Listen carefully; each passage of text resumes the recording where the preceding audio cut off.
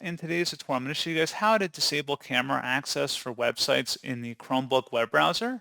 So this should hopefully be a pretty straightforward process here, guys. And without further ado, let's go ahead and jump straight into it. So all I have to do is open up the browser and select the menu icon up at the top right. Go down and select Settings. On the left panel now, select Privacy and Security. And then go and select Site Settings at the bottom of this list. Where it says Permissions, select Camera. And then select Don't Allow Sites to use your camera. And that's all you have to do. So pretty straightforward process, guys. And as always, thank you for watching. I do hope that was able to help you out. And I do look forward to catching you all in the next tutorial. Goodbye.